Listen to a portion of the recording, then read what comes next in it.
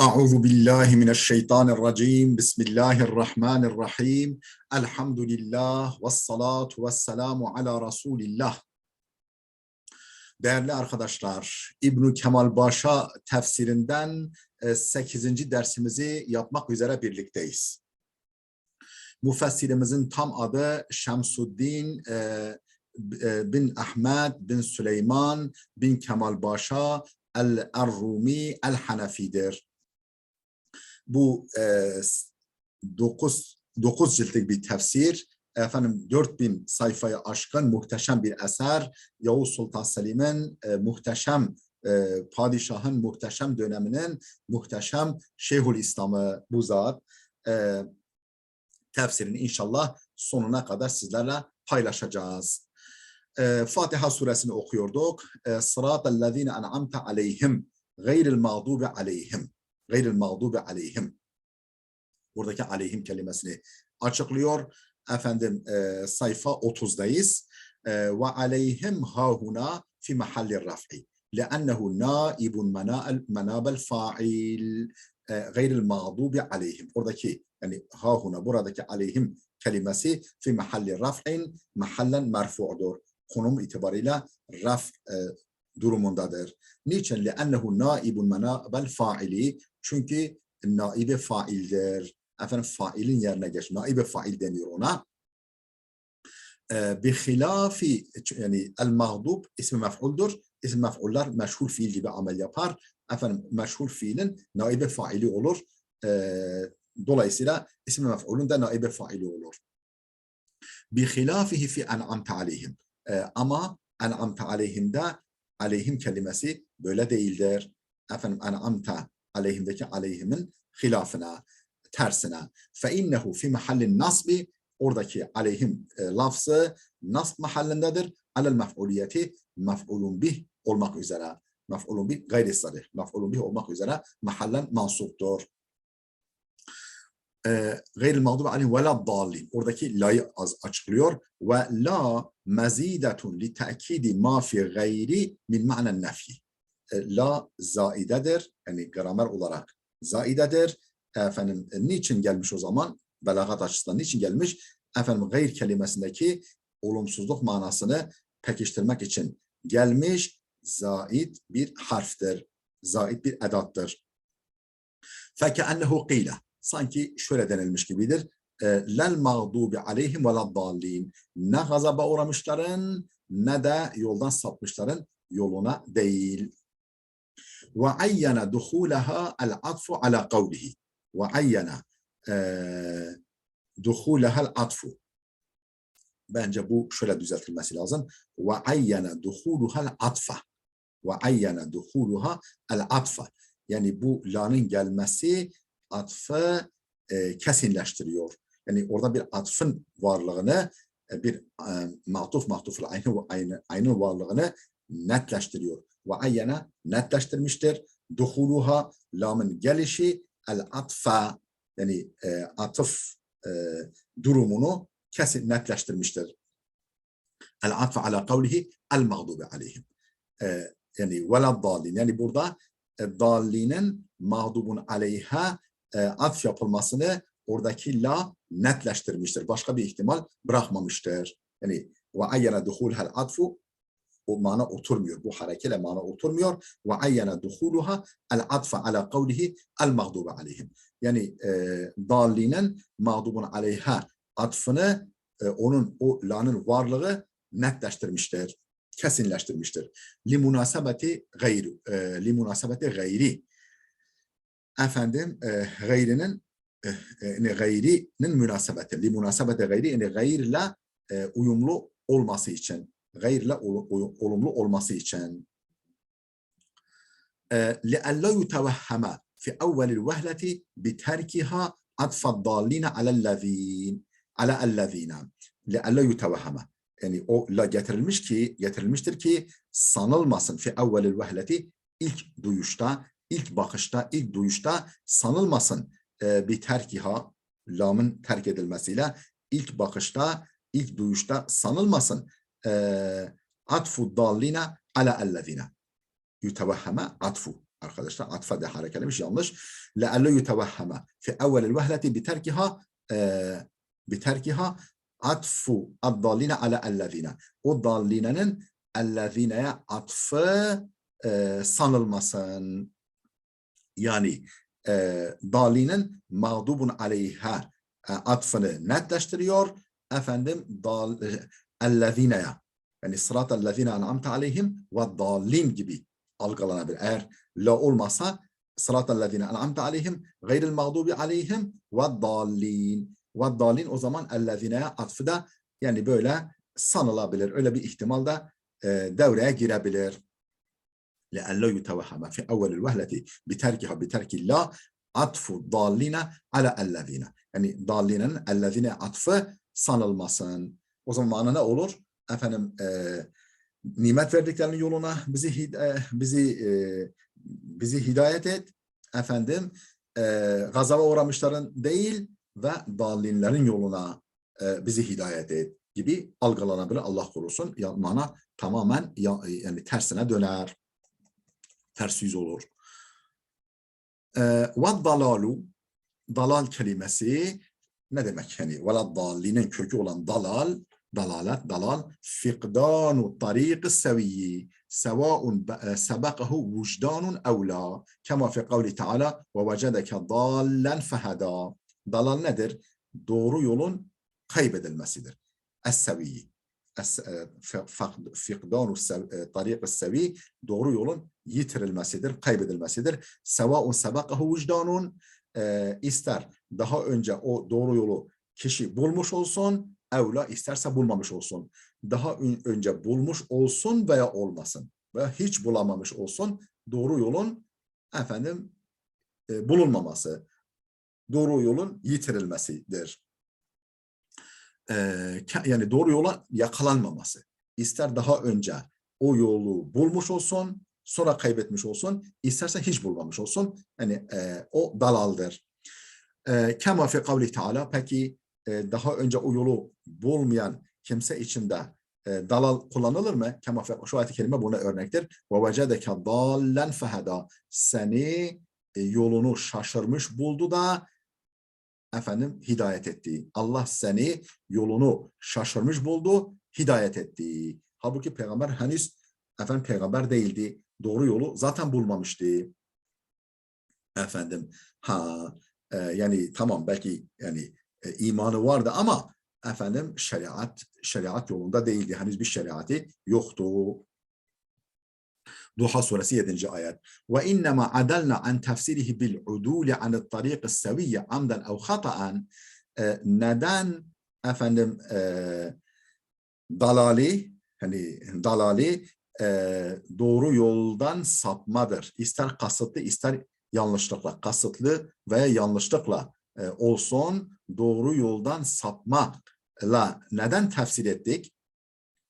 Ve innema adalna, daha doğrusu neden böyle tefsir etmedik? Ve innema adalla an tefsirihi. Neden böyle bir tefsir yapmadık? Neden bu şekilde neden şöyle açıklamadık? Ve innema adalla an tefsirihi bil udule an tariqi seviyye amdan ev hata'an. Yani kasıtlı olsun, olmasın. Doğru yoldan sapmaktır şeklinde tefsir etmememizin sebebi لأن من طلب الطريق السوية ولم يجده, çünkü efendim doğru yolu arayıp da bulamayan اَوْ قَصَّرَ عَنِ الطَّلَبِ veyahut da aramayıp oturan, yani aramaya geçmeyen, arayışa geçmeyen, yani ya efendim arıyor fakat bulamıyorsa veyahut da hiç aramıyorsa, yani aramada kusurlu davranıyorsa, her ikisi de dallun, yani arayıp da bulamayan veyahut da aramaya geçmeyen, arayışa geçmeyen, her ikisi de daldır. Yani efendim yoldan sapmıştır. Ve la udula themmete la amden ve la hata'an. Bu durumda ne kasıtlı ne de yanlışlıkla efendim sapma yok. Ve la udula, sapma yok. Themmete, orada la amden ve la hata'an. Ne kasıtlı ne kasıtsız. Çünkü arıyor bulamıyor. Yine daldır. Efendim yahut da hiç aramıyor. Yani aramada kusurlu davranıyor. Aramayı ihmal ediyor. O zaman yine daldır. Halbuki ne kasıtlı ne kasıtsız yoldan sapma söz konusu değil. Ama yine daldır. Yine yolunu bulamamıştır o kimse. Amin. Fatiha bitti. Amin kelimesine geldi. Mebniyun alel fethati ke'eyne liltiqa'es sakineyn. Amine. Aslı aminedir. Mebniyun alel fethati fetha üzere mebnidir. Yani efendim her zaman amine diye okunur. Ke'eyne tıpkı eyne kelimesini eyne kelimesi gibi. Niçin liltiqa'es sakineyn? İki sakin harf, iki cezimli harf yan yana geldiği için. Bir ya cezimli bir de nun cezimli olunca o zaman sonuncusunu harekelememiz lazım. Neyle harekeleyeceğiz?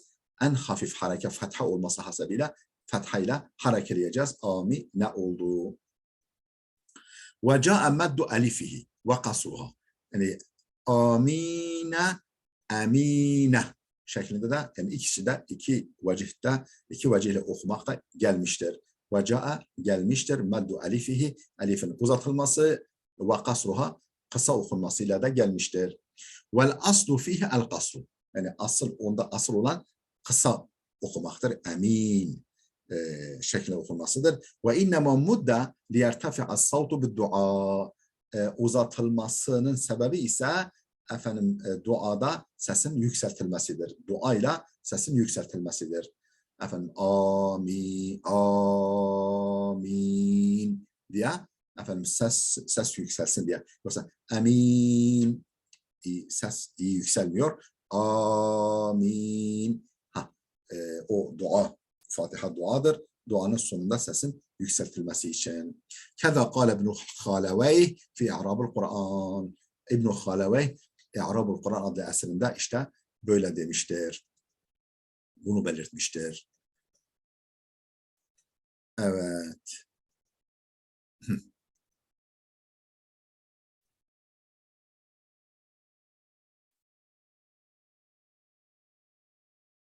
وذكر ابن درستويه أن القصر ليس بمعروف.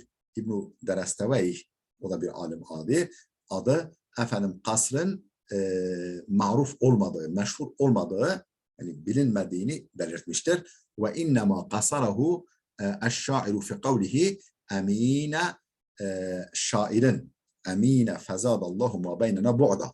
Efendim beytinde veya mısrasında şairin emine diye hemzeyi uzatmadan efendim söylemesi ise efendim darurati şiir zarurati içindir. Yani vezin gereği içindir.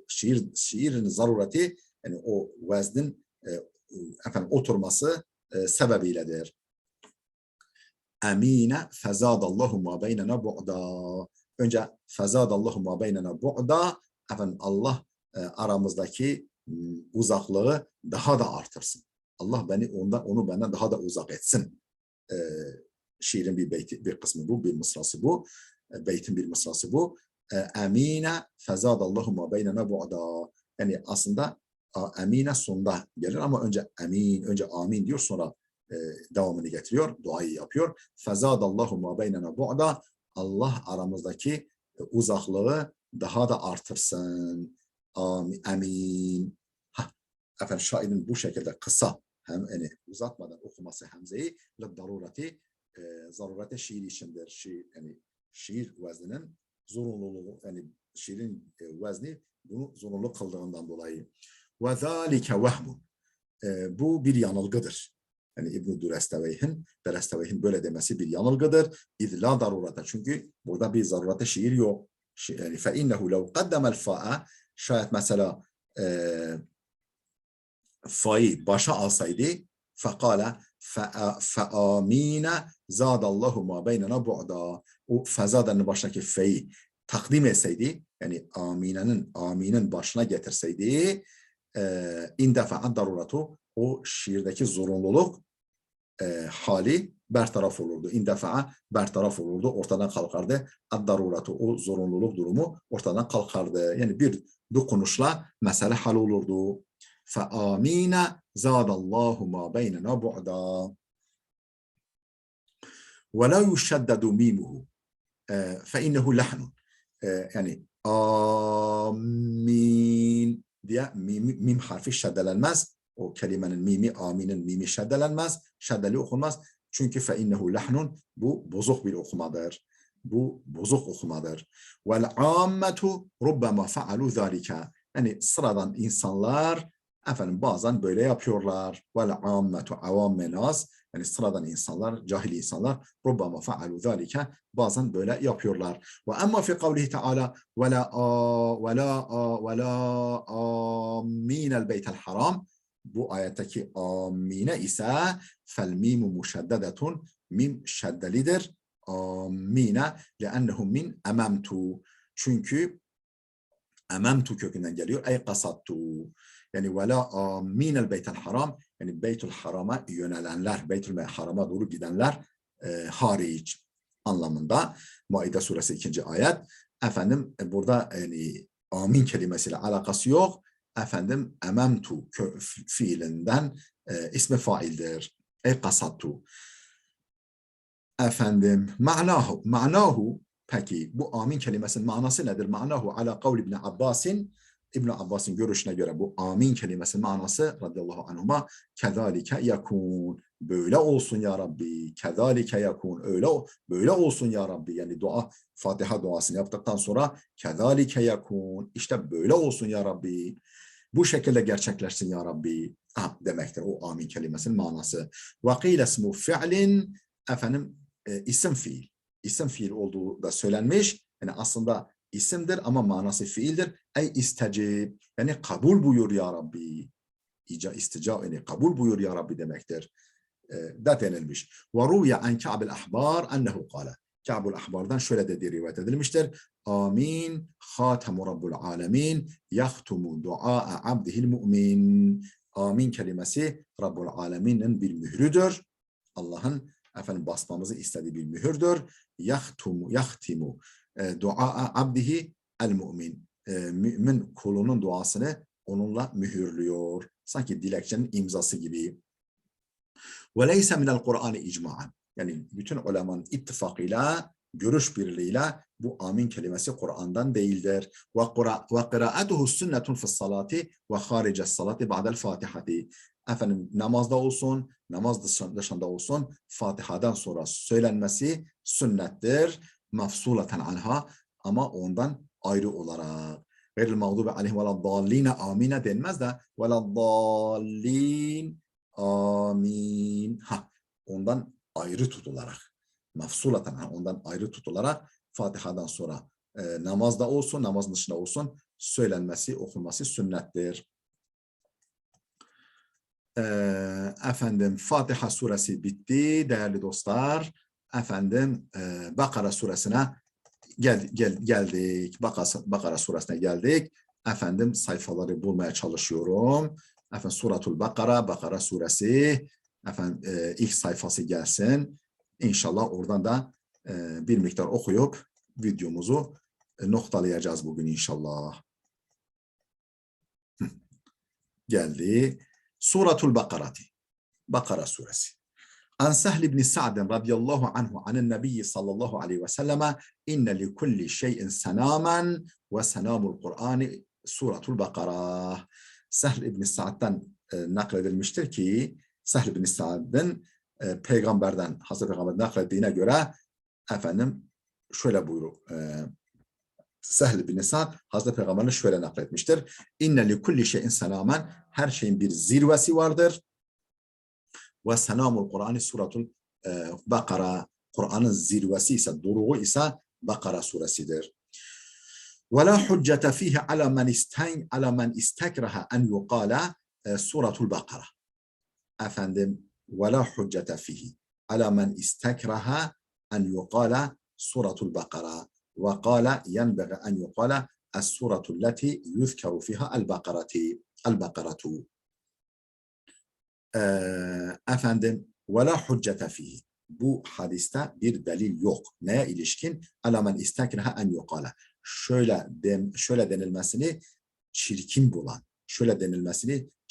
bulan, kimselerin aleyhinde, kimselere cevap bir delil yoktur. Cevap olacak bir delil yoktur. En yok. Suratul Bakara. Yani Bakara suresi denilmesini hoş karşılamayan, çirkin bulan kimselerin aleyhinde bu hadiste bir delil yoktur. Yani Suratul Bakara denilmeyecek. Bunu hoş karşılamıyoruz diyenlerin aleyhinde değildir. Görüşün çürüten bir hadis değildir bu hadis. Çünkü orada efendim açıkça Suratul Bakara denmiş.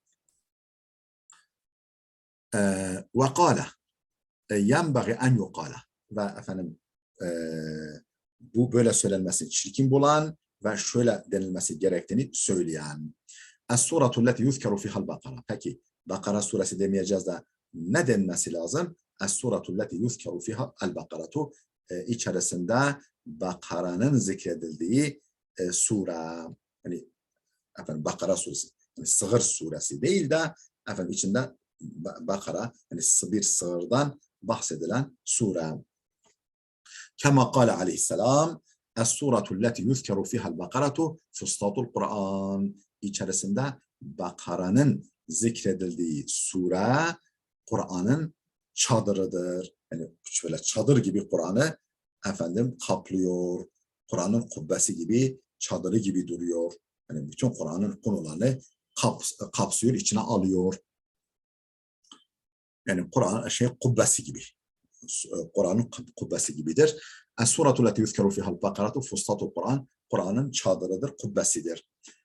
لأن ما يكره من الأمة قد لا يكره منه aleyhisselam. Peki niye peygamber böyle buyurmuş? لأن ما يكره من الأمة قد لا يكره منه aleyhisselam. Çünkü ümmetin yaptığı çirkin bulunan bazı şeyler var ki la yukrahu minhu aleyhisselam, peygamberin yapması mekruh değildir. Yani ümmetin yapması nahoş olan öyle şeyler var ki la yukrahu minhu aleyhisselam, peygamberin yapması veya söylemesi nahoş değildir. Ela tara, görmez misin ki ennehu kâle, peygamber sana şöyle buyurmuş: la yu'minu ahadukum hatta yakuna Allahu ve rasuluhu ahabbe ileyhi mimma sivahuma. Efendim Allah ve Resulü kendileri dışındaki herkesten, her şeyden daha sevimli olmadıkça, kişiye daha sevimli olmadıkça kişi mümin olmaz. Allah ve Resulü kendileri dışındaki her şeyden kişiye daha sevimli olmadıkça kişi iman etmiş olmaz. Biriniz iman etmiş olmaz. Burada ne yapılıyor? Yani, peygamber kendini de Allah'ın yanında zikrediyor. Allah ve Resulü, Allah ve elçisi. Böyle Allah lafzıyla beraber kendine yer veriyor. وَقَدْ اَنْكَرَ قَوْلَ الْاَعْرَبِيِّ. Öte yandan bir bedevinin şu sözünü çirkin bulmuştur. Yani Allah'la beraber kendisine peygambere yer verdiği için peygamber bir bedevi Arap'ın şu sözünü çirkin bulmuştur. وَمَنْ عَصَوْهُمَا فَقَدْ غَوَى. O ikisine, yani Allah ve Resulüne isyan eden yoldan sapmıştır. Yolunu şaşırmıştır. O ikisine. Yani Allah ve Resulüne isyan eden fakat gava, o yoldan sapmıştır. وَقَالَ. Peygamber o bedevi Arap'ı yadırgamış. وَقَالَ demiştir ki بِئْسَ خَطِيبُ الْقَوْمِ أَنْتَ. Sen bu topluluğun ne kötü bir hatibisin, ne kötü bir sözcüsüsün. Sen şu topluluğun ne kötü bir hatibisin. Yani beni Allah'la beraber zikrediyorsun yani. Efendim ben işte Allah'a ve peygambere isyan eden kişi yolu şaşırmıştır. Ben yani Allah'la beraber benim adıma yer veriyorsun diye, yani onun için ne buyurmuş? Fakat bir ise hatibul kavmi ente, sen bu topluluğun ne kötü bir sözcüsüsün. Efendim yani peygamber yukarıda kendisini Allah'la beraber, Allah lafzıyla beraber zikrediyor ama bedevi yapınca nahoş karşılıyor. Demek ki efendim yani peygamber, yani ümmetten sadır olan bir şey,